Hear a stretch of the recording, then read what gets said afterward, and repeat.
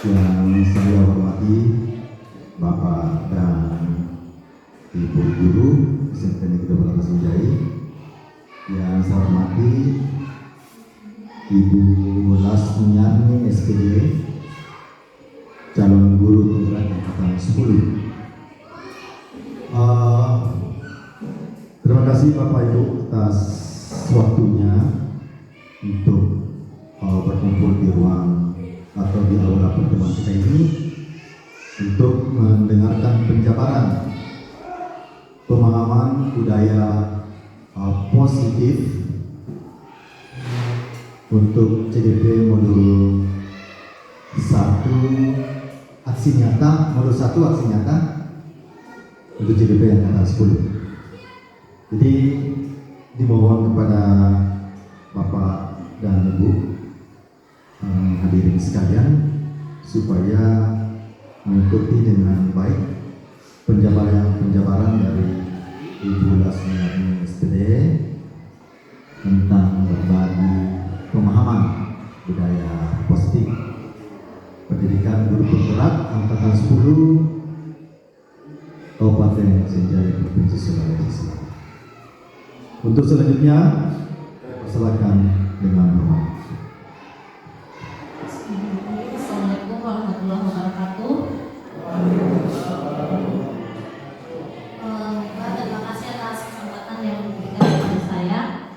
Yang saya hormati Bapak Kepala Satuan Pendidikan PTD SMP 28 Sinjai. Yang saya hormati Bapak Kepala PTD SMP 28 Sinjai. Dan yang saya hormati rekan-rekan pengajar PTD SMP 28 Sinjai. Baiklah, pada kesempatan ini izinkan saya untuk berbagi pemahaman budaya positif di sekolah. Jadi ini adalah salah satu materi yang saya dapatkan kemarin di pendidikan guru penggerak. Saya berharap apa yang saya bagikan pada hari ini bukan hanya sekedar pemenuhan tugas saya dalam pendidikan guru penggerak, tetapi besar harapan saya ke depannya kita memiliki persamaan persepsi ataupun pandangan serta cara asuh kepada anak didik kita.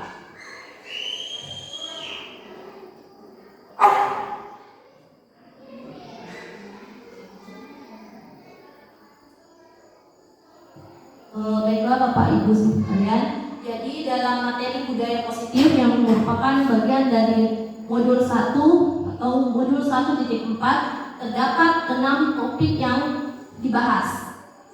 Bisa kita lihat bersama.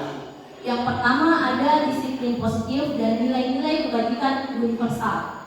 Kemudian teori motivasi, hukuman dan penghargaan serta restitusi. Topik yang ketiga yaitu keyakinan kelas. Yang keempat, kebutuhan dasar manusia dan dunia berkualitas. Yang kelima, restitusi atau 5 posisi kontrol. Dan yang keenam, segitiga restitusi. Kita langsung saja ke topik yang pertama, yaitu tentang perubahan tentang disiplin positif. Oke, di sini di disiplin positif pertama kita ada tentang perubahan paradigma. Mungkin saya mohon sedikit bantuannya kepada Bapak Ibu sekalian untuk bekerja sama dengan rekan di sebelahnya. Jadi salah satu rekan guru meletakkan salah satu benda di tangannya. Jadi benda apa saja? Jadi berpasangan. Mohon kerjasama. Kemudian rekan yang satunya ingin membuka genggaman tersebut. Jadi ingin mengambil benda yang digenggam tersebut.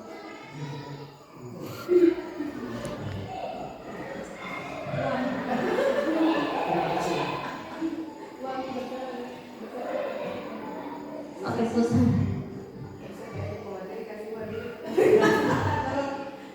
Jadi begini, jadi tadi sebenarnya itu diumpamakan suatu benda yang sangat kita sukai, sangat kita senangi. Kemudian kita genggam dan ada orang lain yang ingin mengambil benda tersebut dari genggaman kita. Kira-kira jika benda tersebut adalah sesuatu yang sangat kita sukai atau benda favorit kita, tiba-tiba ada orang yang mengambil dari genggaman tersebut, bagaimana respon kita?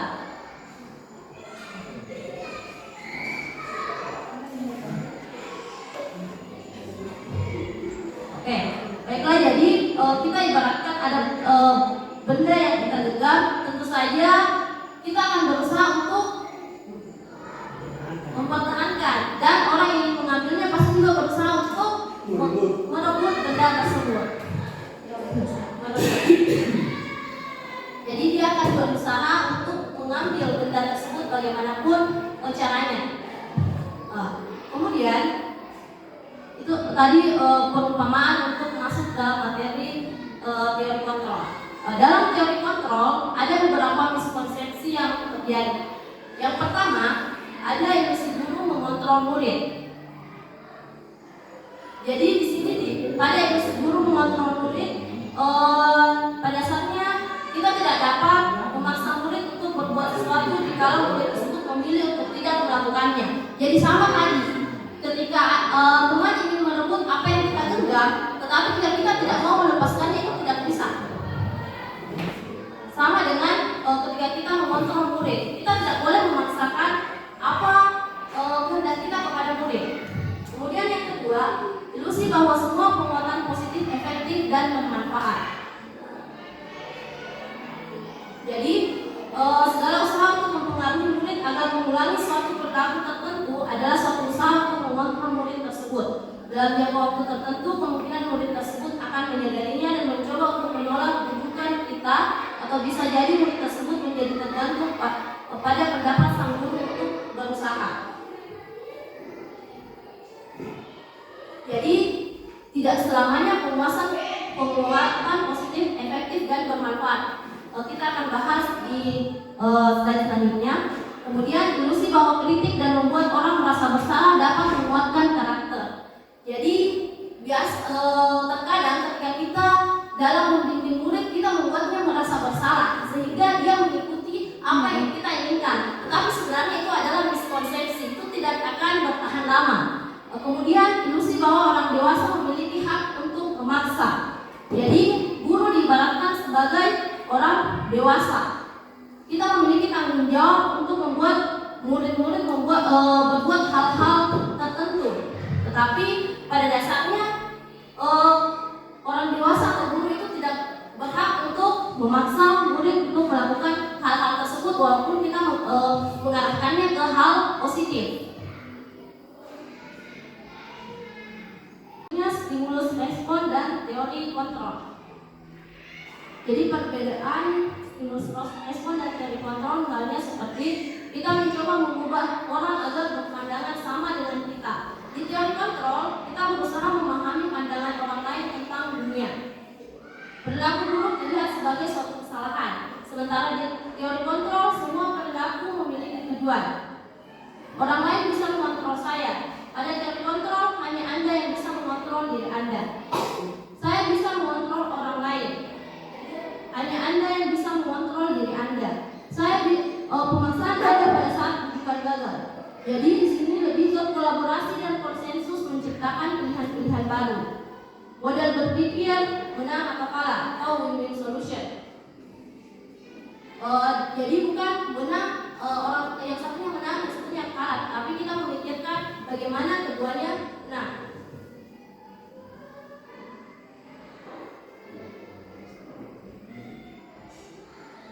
Oke, sebagaimana yang disampaikan oleh Stephen R. Covey, bahwa bagaimana seorang bisa berubah dari paradigma stimulus respon kepada pendekatan teori kontrol.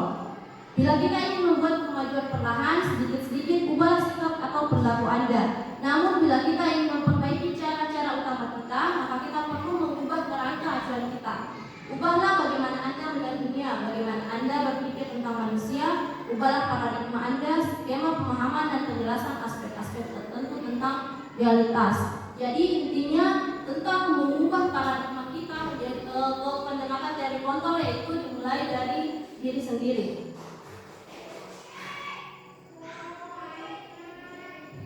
Selanjutnya kita kita masuk di disiplin. Jadi makna kata disiplin di sini yaitu belajar tentang disiplin positif tidak harus dengan memberi hukuman. Jadi kita garis bawahi dulu, disiplin itu tidak harus dengan memberikan hukuman. Sebagaimana dijelaskan arti kata disiplin itu sendiri yaitu murid atau pengikut. Untuk menjadi seorang murid atau pengikut, seseorang harus paham betul alasan mengapa mereka mengikuti suatu aliran atau ajaran tertentu, sehingga motivasi yang terbangun adalah motivasi intrinsik, bukan ekstrinsik. Jadi ketika kita ingin membentuk kedisiplinan murid, motivasi dari dalam dirinya yang harus dibentuk, bukan motivasi dari luar.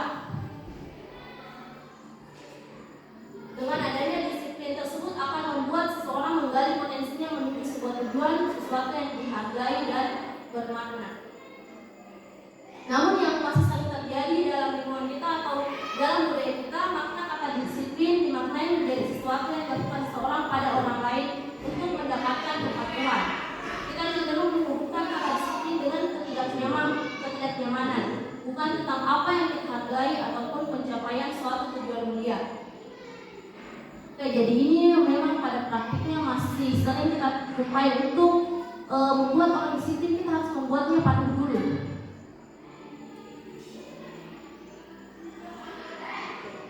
Adapun selanjutnya adalah tentang nilai-nilai kebajikan universal. Jadi ada banyak sekali nilai-nilai kebajikan universal yang diterapkan oleh beberapa institusi. Di institusi kita sendiri kita mengenal tentang profil pelajar Pancasila. Jadi dalam profil pelajar Pancasila ada 6 bagian.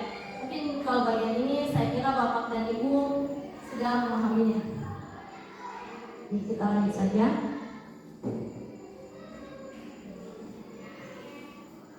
Kita masuk ke topik kedua yaitu tentang teori motivasi, hukuman dan penghargaan serta restitusi. Saya rasa di topik kedua ini sedikit menarik.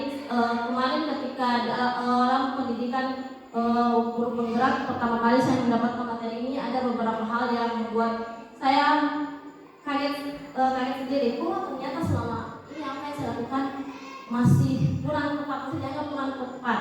Sedangkan saya berpikir itu sudah bagus.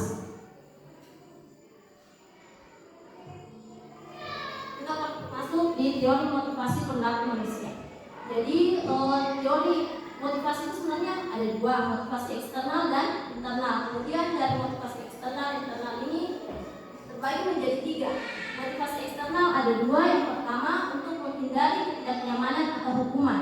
Biasanya seorang murid itu melaksanakan suatu tugasnya karena dia ada di motivasi yang pertama untuk menghindari ketidaknyamanan atau hukuman. Atau di motivasi kedua juga untuk mendapatkan imbalan atau penghargaan dari orang lain. Dan sebahagian besar masih ada di kategori ini 1 dan 2 di motivasi eksternal. Yang ingin kita capai di sini adalah motivasi internal, yaitu untuk menjadi orang yang mereka inginkan dan menghargai diri sendiri dengan nilai-nilai yang mereka percaya.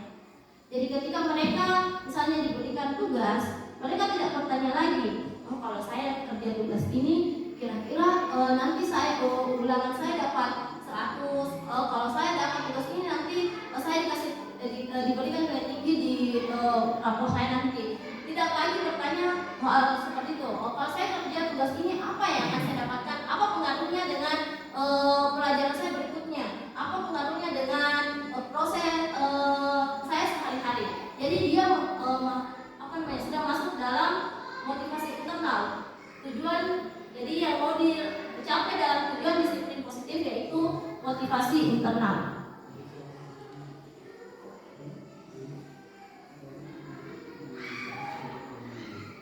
Selanjutnya hukuman.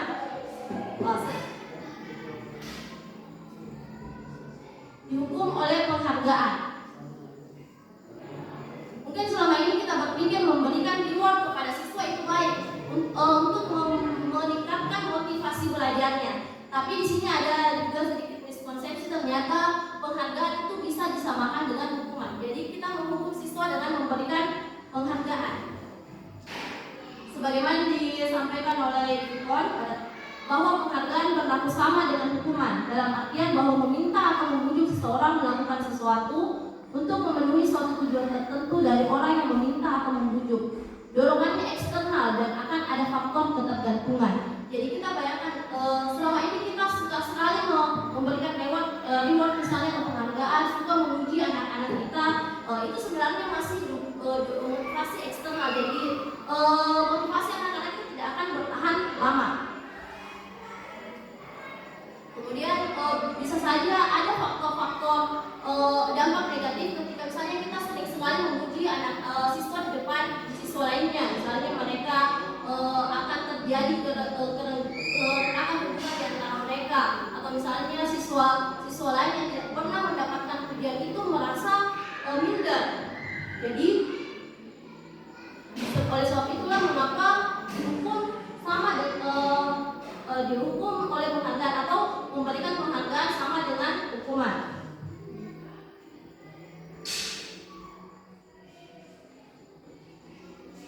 Masih biasa sulit membedakan antara pemberian hukuman atau konsekuensi. Saya mengira ini adalah konsekuensi, ternyata yang saya lakukan adalah hukuman. Berikut beberapa contoh antara hukuman dan konsekuensi.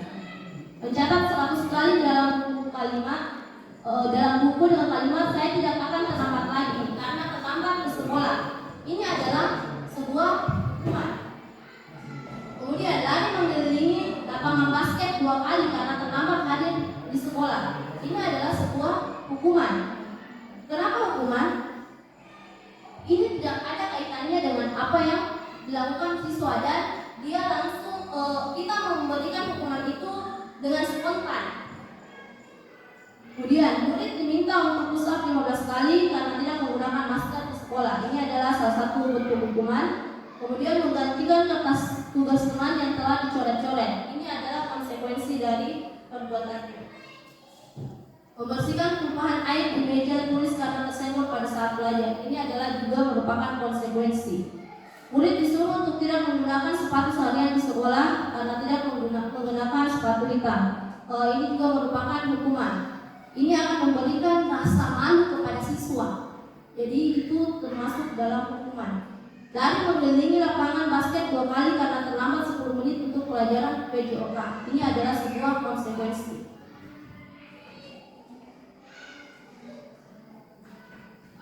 Oke. Jadi perbedaan hukuman dan konsekuensi bisa kita lihat di sini.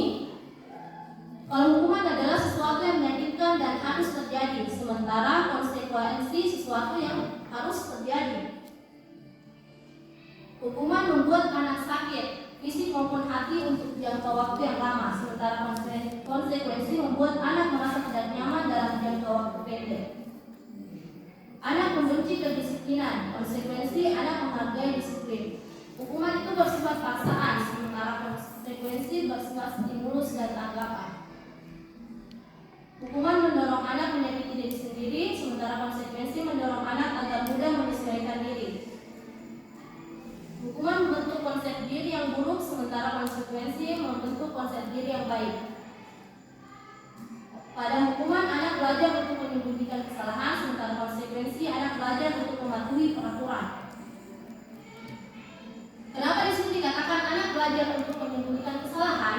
Karena setiap mereka diberikan hukuman akan menimbulkan perasaan sakit untuk jangka waktu yang lama. Makanya ketika mungkin berikutnya dia melanggar, akhirnya dia hanya bisa untuk berbohong karena dia takut untuk dihukum.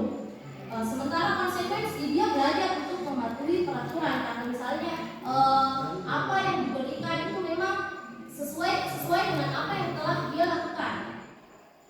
Kemudian hukuman membuat anak merasa marah, merasa bersalah, dipermalukan, dan merasa tidak dihargai. Sementara konsekuensi kehilangan hak, membuat tidak nyaman, diasingkan untuk sementara.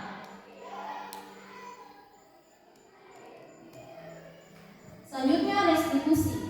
Dari ketiga tersebut, hukuman, konsekuensi, dan restitusi, yang ingin kita capai di sini adalah restitusi.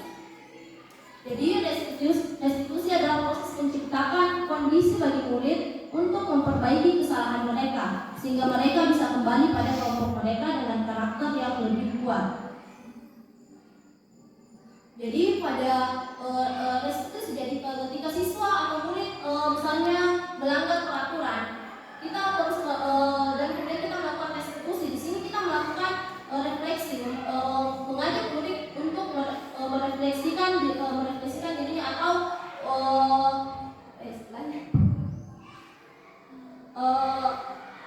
atau memikirkan tentang apa yang telah dia lakukan. Lalu kita berkomunikasi dua arah, tidak hanya sekedar memberikan hukuman atau konsekuensi. Makanya yang ingin dicapai adalah restitusi. Adapun ciri-ciri restitusi yaitu yang pertama, bukan untuk menebus kesalahan, namun untuk belajar dari kesalahan. Kemudian memperbaiki hubungan, tawaran bukan paksaan. Jadi ini sangat berbeda sekali dengan hukuman. Kalau hukuman tadi bersifat paksaan, sedangkan restitusi itu tawaran. Restitusi menuntun untuk melihat ke dalam diri. Restitusi mencari kebutuhan dasar yang mendasari tindakan. Restitusi diri adalah cara yang paling baik. Restitusi fokus pada karakter bukan tindakan. Restitusi fokus pada solusi. Restitusi mengembalikan murid yang berbuat salah pada kelompok.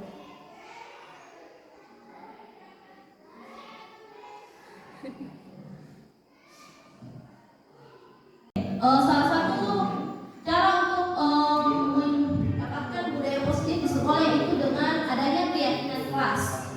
Keyakinan kelas yaitu sesuatu yang dapat diterapkan di lingkungan kelas yang dibuat atas dasar keinginan seluruh siswa dalam mewujudkan kelas impiannya.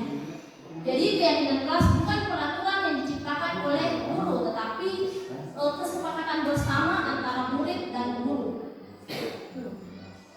Jadi keyakinan kelas yaitu bersifat lebih abstrak daripada peraturan yang lebih rinci dan konkret.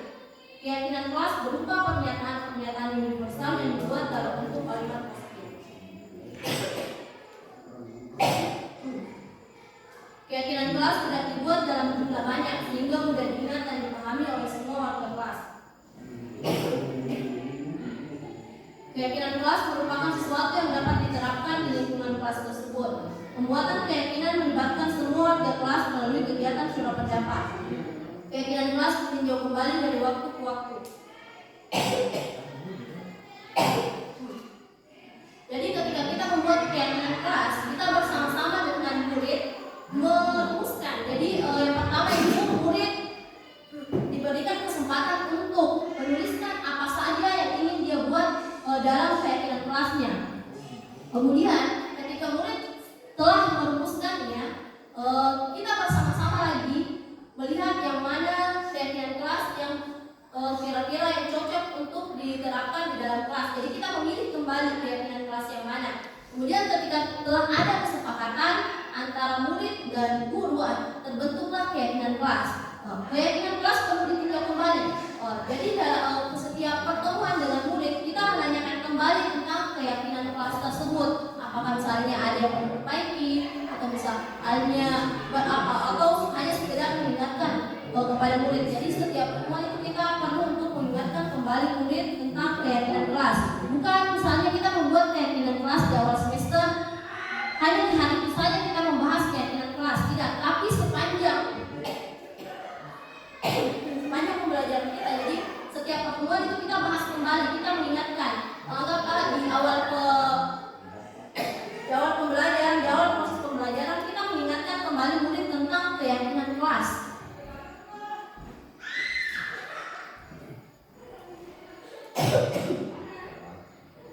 Oke, jadi keyakinan kelas tercipta akan dari adanya peraturan kelas. Kemudian dengan adanya keyakinan kelas akan mewujudkan lingkungan sekolah yang positif.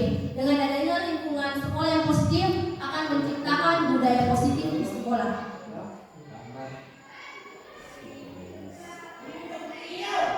Kita masuk ke topik keempat, yaitu kebutuhan dasar manusia. Jadi ada 5 kebutuhan dasar manusia yaitu yang pertama ada kebutuhan untuk survival atau bertahan hidup. Kemudian ada kebutuhan kasih sayang dan rasa diterima. Ada kebutuhan untuk penguasaan atau power, kebutuhan akan kesenangan dan kebutuhan akan kebebasan. Jadi sebagai seorang guru kita penting untuk mengetahui akan kebutuhan dasar tersebut. Anggaplah misalnya ada seorang murid kita yang suka mengganggu temannya lain, misalnya suka mengambil makanan teman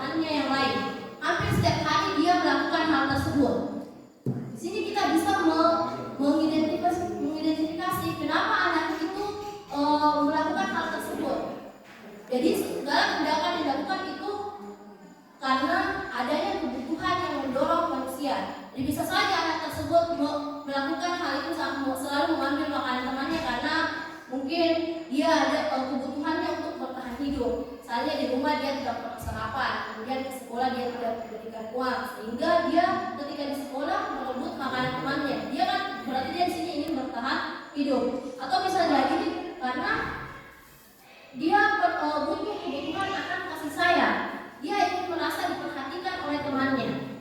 Atau bisa juga karena memang dia ingin senang. Jadi kebutuhan akan kesenangan. Dia suka ketika mengganggu temannya. Karena memang ada sifat-sifat manusia yang seperti itu. Jadi kita perlu untuk mengetahui bagaimana kebutuhan murid kita, yaitu dengan cara mengetahui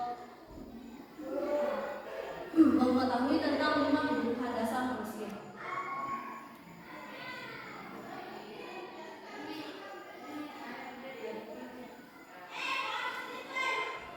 Kemudian yang kelima yaitu tentang restitusi atau 5 posisi kontrol dasar manusia.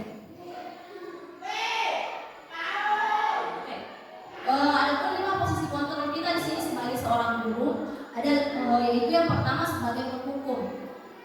Kemudian yang kedua pembuat rasa bersalah. Yang ketiga sebagai teman. Yang keempat sebagai pemantau. Dan yang kelima sebagai manajer. Dan yang kita harapkan adalah kita berada di posisi yang kelima yaitu sebagai manajer.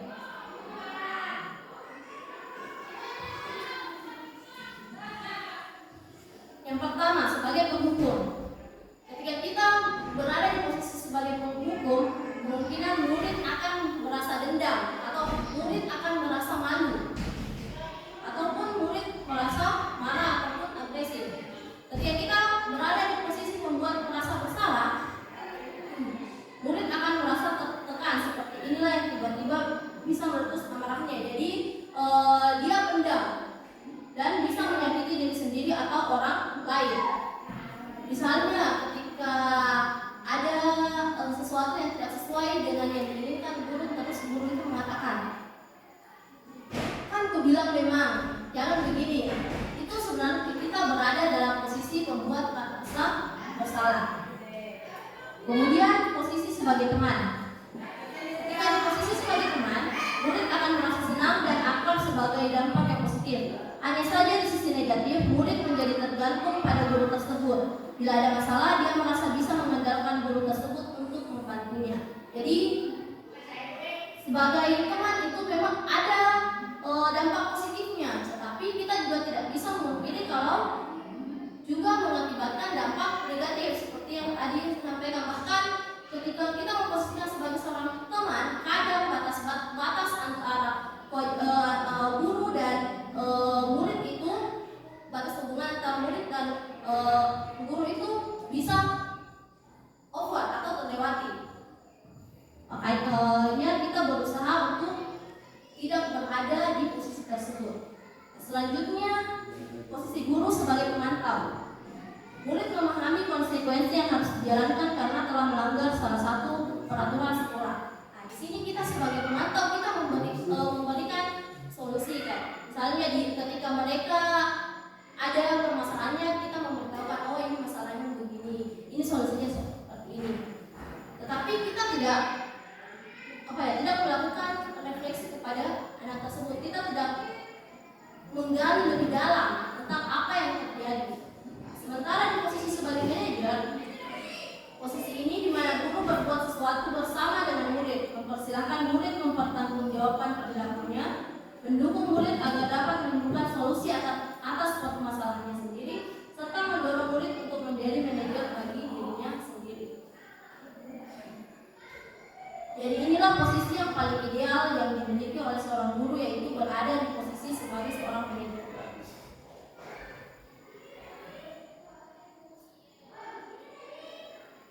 Berikut beberapa contoh-contoh pernyataan. Misalnya, saya kecewa sekali dengan kamu. Ini adalah pernyataan yang disampaikan oleh seorang pembuat rasa bersalah. Kamu tidak pernah benar melakukannya. Ini sebagai penghukum. Ayolah lakukan demi ibu atau bapak. Ini memposisikan diri sebagai teman. Apa kamu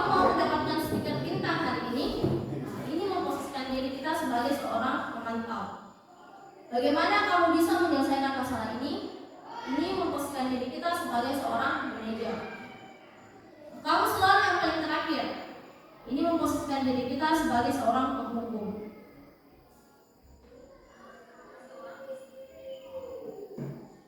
Ya baiklah, kita lanjut ke topik ke-6, yaitu segitiga restitusi.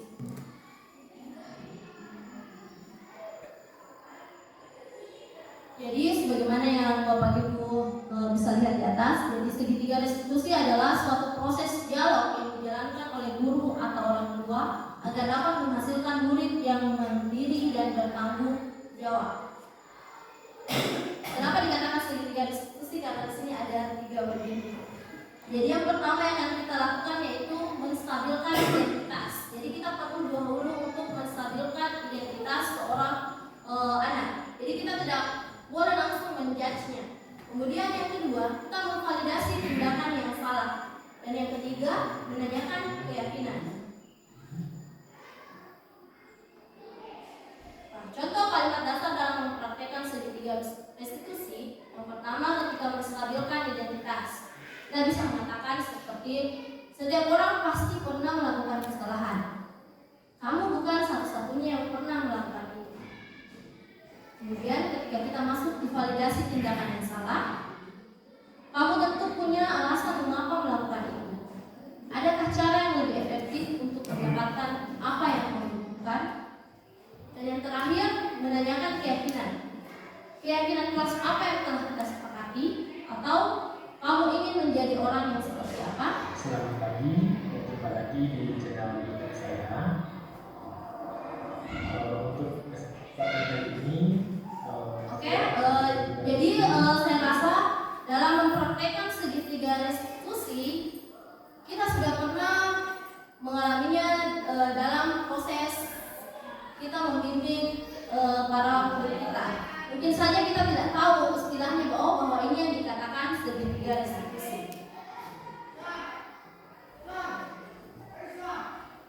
Jadi adapun tujuan dari segitiga restitusi itu sendiri, yang pertama pada tahap menstabilkan identitas, yaitu untuk membuat anak yang merasa gagal karena berbuat salah menjadi positif buat dirinya. Jadi ketika kita menstabilkan identitas, kita mengembalikan sisi positif anak tersebut. Kita menstabilkan pikirannya yang kacau. Kemudian pada validasi tindakan yang salah, membantu murid mengenali kebutuhan dasar yang ingin dipenuhinya ketika melakukan kesalahan tersebut. Karena pada dasarnya setiap tindakan manusia tujuannya untuk memenuhi kebutuhan dasar tersebut.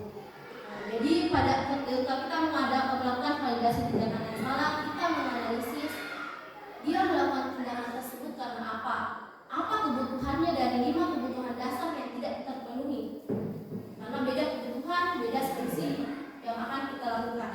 Kemudian menanyakan keyakinan. Nah, seperti yang tadi sudah, ketika kita sudah membuat keyakinan kita bisa mengembalikan kepada anak tersebut ketika dia melakukan pelanggaran. Jadi pada tahap menanyakan keyakinan, anak melihat kesalahannya dihubungkan dengan norma sosial dan nilai-nilai yang mendasari manusia berinteraksi dengan orang lain. Baiklah Bapak dan Ibu, demikianlah materi yang sempat saya bawakan pada kesempatan ini. Jika ada yang mau ditanyakan, saya persilahkan.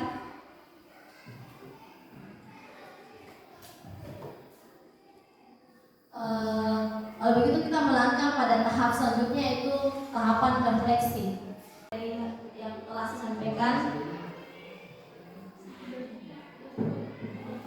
saya kirimkan linknya di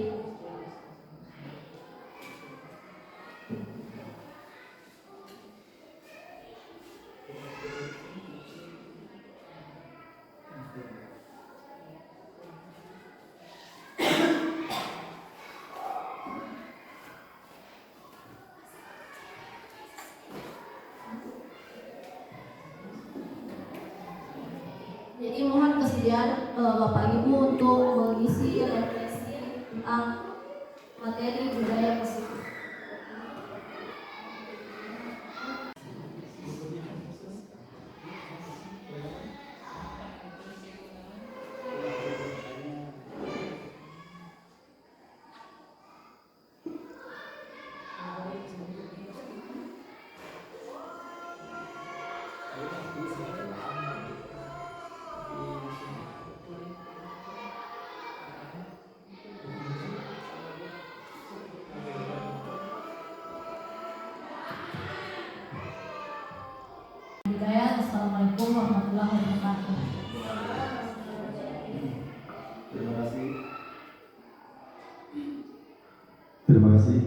itulah pemaparan tentang budaya pemahaman budaya positif dari Ibu Lasmiani SPD, calon guru penggerak angkatan 10. Semoga ada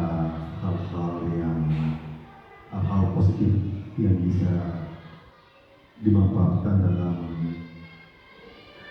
pembelajaran di sekolah dan diharapkan supaya bisa di-share atau saling berbagi budaya positif ini ke teman-teman lain, teman sejawat dalam satu institusi atau teman-teman sejawat dalam institusi-institusi lain. Saya kira cukup sekian dan akan mengucapkan banyak terima kasih atas waktu dan kesempatan yang Bapak Ibu luangkan untuk mengikuti pengerahan atau penjabaran daripada aksi nyata berbagi pemahaman budaya positif dari Ibu Lasmiani. Dan sekali lagi saya ucapkan juga terima kasih kepada Bapak Pengawas Satuan Pendidikan SMP Negeri 18 Singjai atas kesediaannya atau meluangkan waktunya untuk memberikan pendampingan kepada Ibu Lasmiani. Sekali lagi dan ucapkan terima kasih. Saya akhiri dengan ucapan wabillahi taufiq wal hidayah. Wassalamualaikum warahmatullahi wabarakatuh.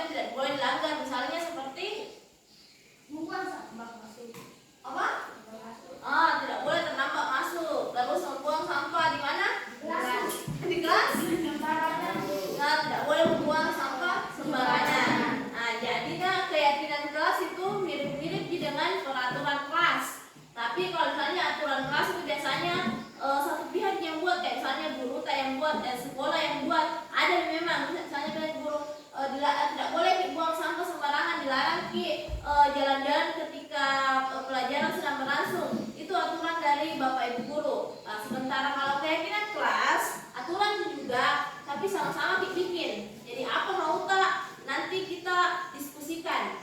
Jadi itu kemudian jadikan menjadi keyakinan kelas. Jadi kayak dari aturan juga, tapi kemudian dia juga kalimatnya lebih positif Ki. Kalau misalnya kayak aturan, dilarang membuang sampah sembarangan. Kita buat Ki menjadi keyakinan kelas, misalnya buanglah sampah pada tempatnya. Jadi kalimat positif, kemudian sama-sama Ki susun. Jadi kalian dilibatkan dalam menyusun aturan-aturan itu kemudian disepakati menjadilah keyakinan kelas. Nah, sekarang Ibu tanya, selama proses pembelajaran selama ini hampir mungkin setahun di kelas 7, ada tidak sesuatu yang kalian inginkan tetapi selama ini tidak pernah terjadi di kelas Kak? Atau sesuatu yang sering terjadi tapi tidak mau terjadi hal-hal seperti itu? Misalnya kayak ada yang sering diganggu, ada teman-teman sering buang sampah sembarangan, atau ada yang tidak mau piket. Ada tidak kejadian seperti itu? Ada. Apa kejadiannya yang kalian alami? Misalnya ada yang sering diganggu. Siapa sering diganggu?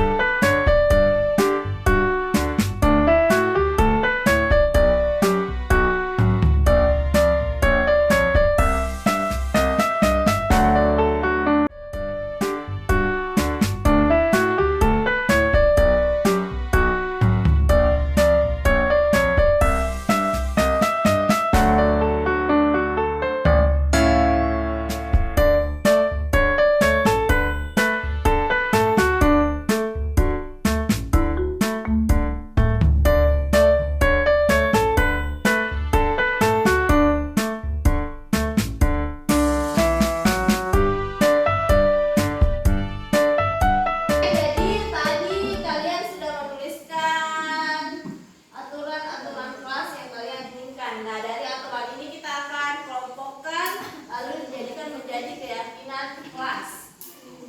Oke. Ada yang mau jadi sukarelawan membacakan jawabannya teman-temannya?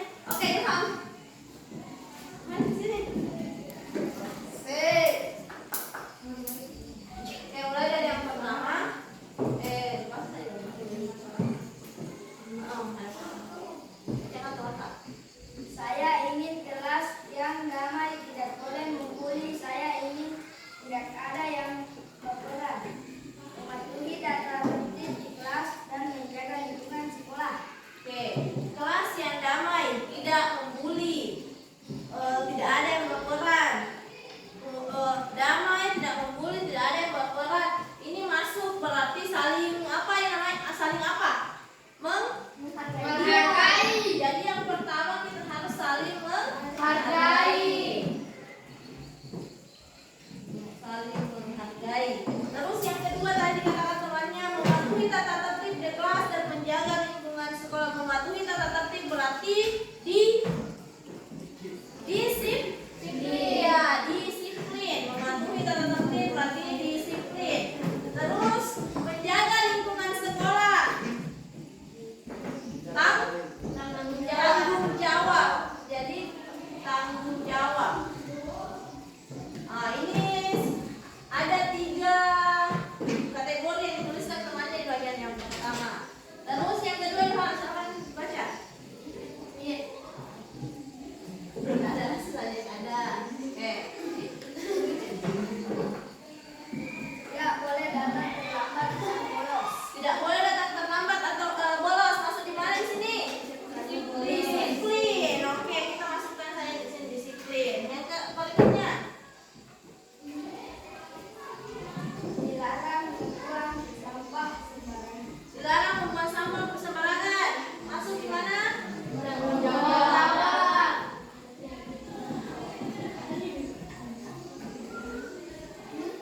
Atau bisa juga itu buat kebersihan ya. Kebersihan. Dilarang membuang sampah sembarangan. Kebersihan atau kesehatan. Jadi kalau membuang sampah sembarangan berarti itu ada kaitannya dengan kesehatan, menjaga kesehatan diri ya. Berikutnya Han. Tidak boleh datang terlambat di sekolah. Tidak boleh datang terlambat. Masuk kategori disiplin. Oke, sukarelawan kedua siapa lagi yang menggantikan Ilham? Baca. Ikram. Ikram, oke. Ikram lagi.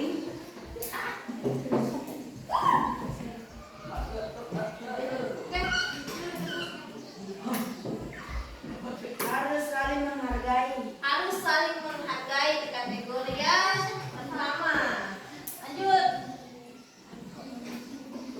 Tidak boleh buang sampah sembarangan. Oke, banyak sekali berarti banyak mungkin di kelas ini yang suka membuang sampah sembarangan. Dan banyak sekali temannya buat aturan jangan tidak boleh buang sampah sembarangan. Oke, berikutnya. Tidak boleh bolos. Tetap masuk kalau jam pelajaran berlangsung. Oke, tidak boleh bolos. Masuk harus masuk ketika jam pelajaran berlangsung. Masuk di kategori mana? Disiplin atau tanggung jawab bisa ya. Tidak boleh bolos. Disiplin atau tanggung jawab? Tanggung jawab. Iya. Disiplin atau tanggung jawab? Tidak boleh bolos. Tanggung jawab. Iya, tanggung jawab. Ya, kita masukkan di tanggung jawab. Tanggung jawabnya kalian itu. Oke, lanjut lagi. Ikut bersama, tidak membuli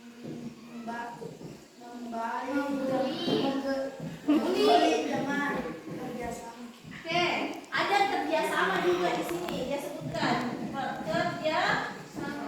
kerjasama. Tidak membuli teman, tapi saling menghargai. Apalagi kalau tidak membuli, ada perasaan apa?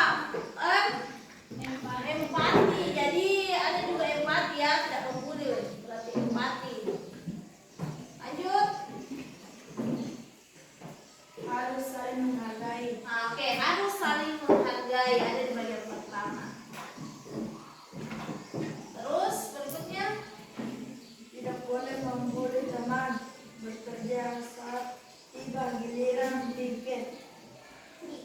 membuang sampah sembarangan. Oh, ini banyak sekali poinnya. Tidak membuli teman masuk di empati dan saling menghargai. Bekerja saat tiba giliran piket berarti masuk di bagian tanggung jawab. Tidak membuang sampah sembarangan, kesehatan. Jadi dia ada 3 poin. Berikutnya. Tidak membuli, pikir bersama, tidak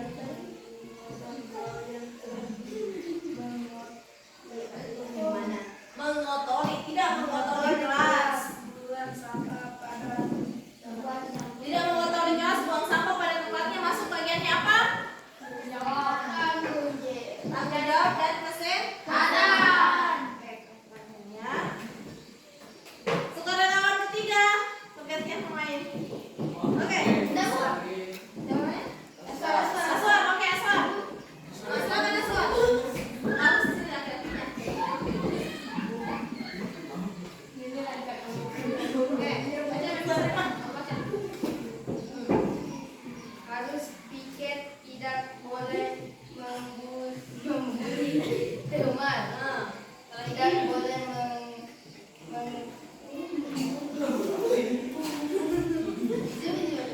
Tidak boleh mengejek nama orang tua. Ada yang suka mengejek nama orang tuanya temannya? Ada.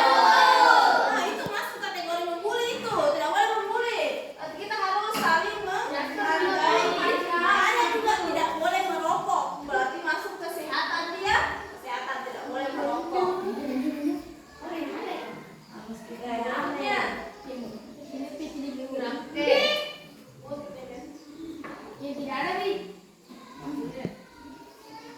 tidak boleh membuang sampah sembarangan. Tidak boleh membuang sampah sembarangan. Masuk kategori apa? Kebersihan, terus kesehatan, ya. Terus Tidak boleh terlambat datang ke sekolah. berarti disiplin. Tidak saling tuduh. Tidak saling tuduh berarti saling menghargai. Tidak boleh membuli, empati. Oke, berikutnya.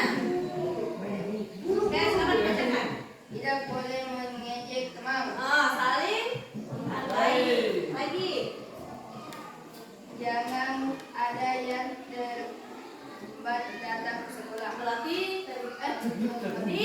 disiplin. Jangan datang terlambat ke sekolah. Terus apa lagi? Tidak boleh malas piket. Tidak boleh malas piket. Berarti tanggung jawab. Harus saling membantu. Harus saling membantu. Empati. Pakaian harus rapi. Pakaian harus rapi. Kesopanan. Kesopanan. Jangan berbicara pada saat guru mengajar. Jangan berbicara pada saat guru menjelaskan. Berarti masuk di kesopanan. Oke, ada juga kesopanan. Jadi sudah 7. Berikutnya yang terakhir. Tidak membuang sampah. Tidak membuang sampah sembarangan. Oke, berikutnya Tidak saling mengejek. Berarti harus saling apa? Saling menghargai. Tidak menuduh. Tidak menuduh. Berarti masih juga menghargai. tidak Mengganggu. saat Oke, tidak mengganggu saat belajar. Berarti kita harus saling menghargai. Oke, silakan kembali ke tempatnya. Jadi inilah tadi peraturan-peraturan yang anak-anak semua sudah buat.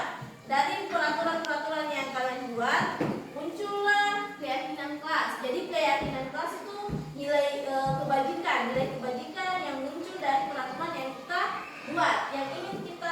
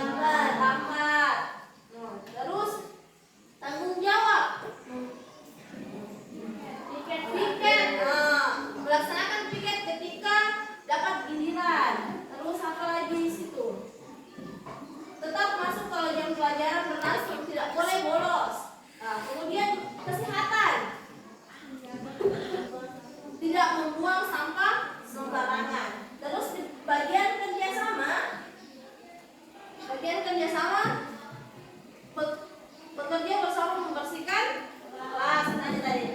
Piket bersama piket bersama kan kalau jadwal piket itu rame-rame kan bukan cuma satu orang yang kerjakan. Jadi agar terwujud kerjasama itu ya sama-sama dikerjakan piket kelas. Terus yang keenam ada empati.